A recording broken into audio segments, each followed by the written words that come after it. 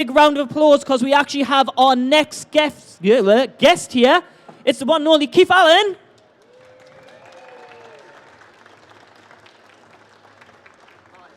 Good afternoon, you all right? Yeah, very good. Microphone's just there. How are you doing today? Dreadful. Dreadful, that's what we always love to hear at Comic-Con. No, really good. It's great. Excellent. Yeah, very good. You all having a good time? Good. They don't sound very enthusiastic. Are you all having a good time? Where's my lolly? Do you want a lolly? You can... No, I'm joking. No, I really you don't. know what? I honestly don't want a lolly. Do you want a Mr. Bean? I've got... No, I don't want a Mr. Bean. Okay, fair enough. No. I can find you something, you know. No, it's fine. I'm fine. I'm absolutely fine. So how's the experience at Comic-Con been this weekend? Yeah, very good. I think it's astonishing that a man who spent his film career in a tin can has got a queue a mile long, which is amazing, because it could be anybody in there, couldn't it? No, you're a very popular actor, you know. No, not me. The man in Star Wars. No, I'm talking about you. Oh, right. Okay, really? Yeah, I've seen people queuing there wanting to meet you. You know, we all love Keith, don't we? Yeah. No, only because I'm Lily Allen's dad. Lily who? We don't care about Yes, Lily Allen. you do. Lily who? And Alfie Allen's No, dad. we've never heard of Alfie. No one's Yeah, seen Game of right. Thrones. No one has a clue. It's all about you today. Of That's course the it is. main thing. So, I want to start off with Robin Hood, if that's all right with you. Yeah, of course. And playing the Sheriff of Nottingham. Obviously, it's a very well-known character through fiction and story. Was it a bit daunting knowing that you'd be playing such an iconic character? No, not really. It was, to be honest with you, I got the job at the very last minute. It was actually cast. Somebody else was going to play the part. And I think I can tell you who it was. It was Robert Lindsay. And then I think about a week before they were due to shoot, I think he was offered another series of My Family, I think, and then he pulled out, and they got me instead. So I didn't really have time to get nervous about it, to be honest with you. I can't really see Robert Lindsay playing the part. Oh, stop it. He's a marvellous actor. Oh, he's a brilliant actor, but I think you did it so well. You just seem to have this scary kind of tough man image at times as well. You're very kind. It's just because I didn't have a tooth. I don't know if you remember the series, but I didn't have a tooth there.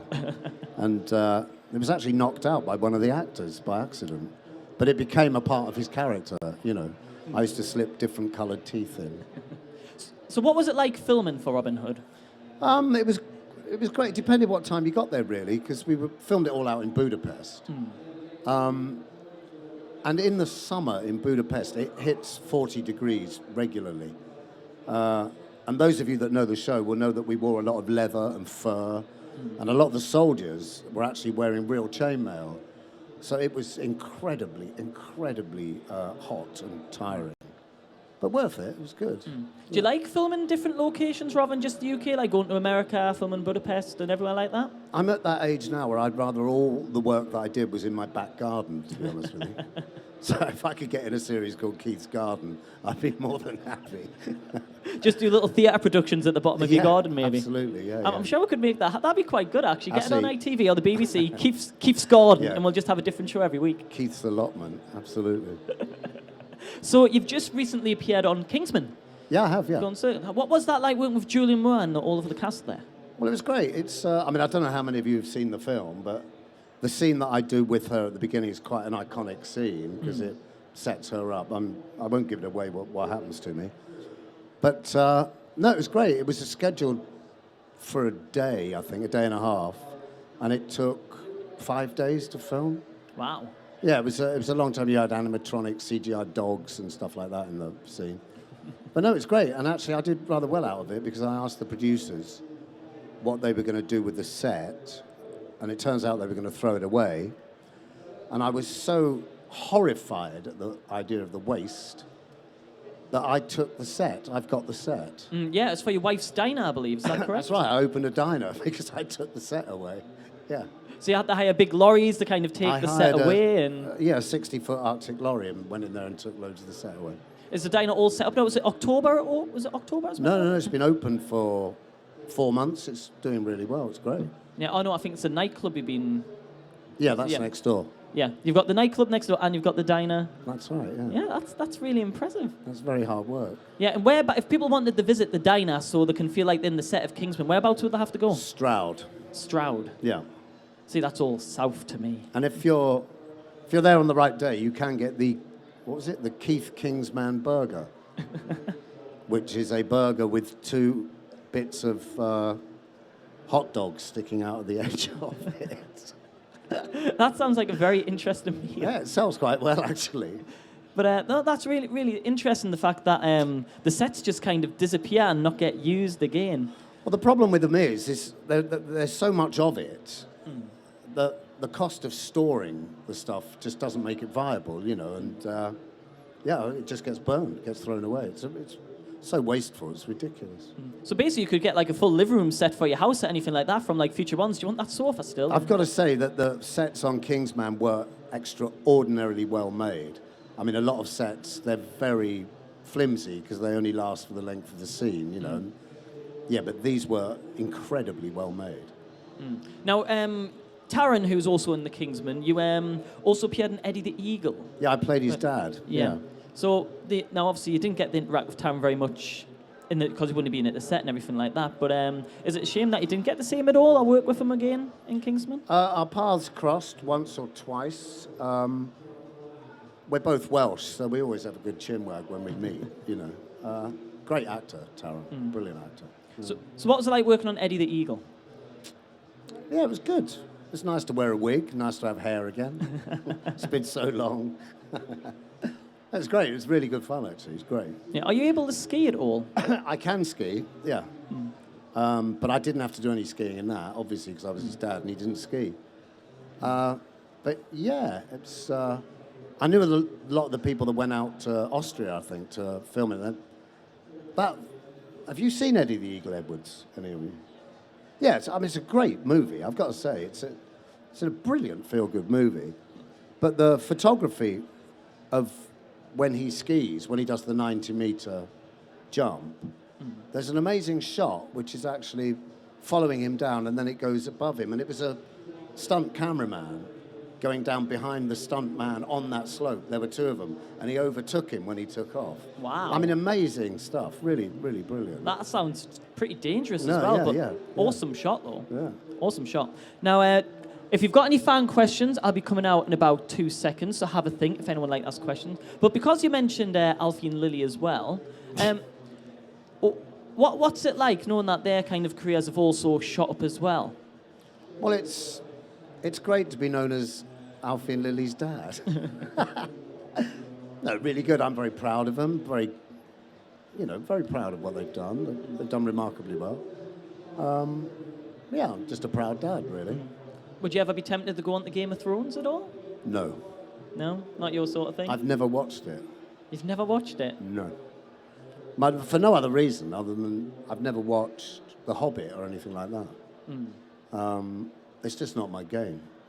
But my partner calls me in whenever Alfie's on. It's Keithie's on, and I run in and have a look and then go out again.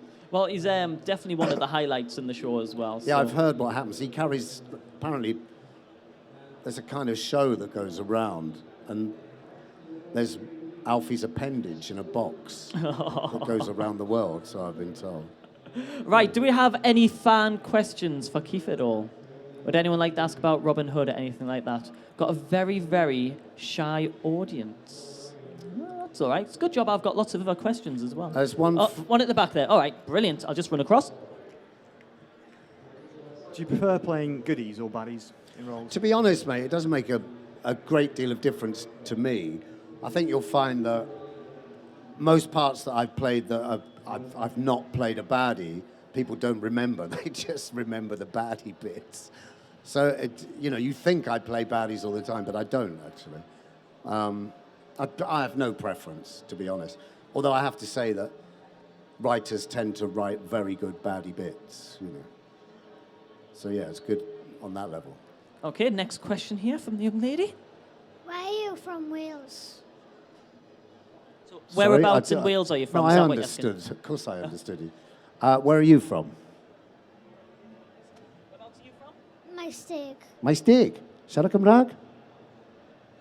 Dim diolch. See, I can speak Welsh. I'm from Llanelli, which is just west of Swansea. Do you like me now? Oh, how lovely. Did you not like him before now? Did you just like him because he's from Wales? You don't know. So, saying you've been talking about good roles and bad, like goody roles and baddie roles, has there been any sort of characters you played that have really stood out for you? No. No. just. They all kind of meld into work, you know. No, not really. I think the sheriff was. I tell you why. I put on a show at a festival every year. I curate a tent there, put on bands and stuff. And I watch the audience, and it's really quite interesting because it's a festival. A lot of young kids go, and the number of kids who come up to me are about 17 or 18, and they say, "Oh my God, you were an integral part of my childhood," and you forget that. You know, it was a job, you did it. And then when people keep coming up and saying, "Oh, it was Saturday night with my parents sitting around watching, it was just part of the fabric of my life," you suddenly think, "Oh my God," you know, it had an effect on, well, it had an impression on people's lives. So I think in that respect, that's probably the one that I covet most, I think. Well, especially here at Comic-Con, have you had many fan interactions similar to that while you've been here this weekend? Well, no, I'm opposite the man in a tin can, so it's pretty tricky. Yeah, I've had a lot of that, actually, to be honest with you. Yeah, a lot. And in fact, what I found interesting is quite a few people have brought up World in Motion albums and Vindaloo CDs and stuff like that, stuff I've forgotten about, you know. And in fact, I don't have any of that product myself. And it's amazing to see it. I'm sure you could have probably stole it off them, you know. No, not at all. No. But final question. What can we look forward to seeing you in the future? Any future roles you can kind of hint at or tell us what you're going to be doing? I've just finished a series called Marcella, which I believe is on ITV. And then I think in a fortnight's time I'm off to be Picasso's agent in a series with Antonio Banderas. Wow. And I think I might be doing a play at the Old Vic in May next year. And the diner and the nightclub. That's what takes up all my time, to be honest. You like to keep busy. Kind of, yeah. Yeah. Well, I think we need a big round of applause for Keith Allen. Thank you. Thank you very much. Thank you.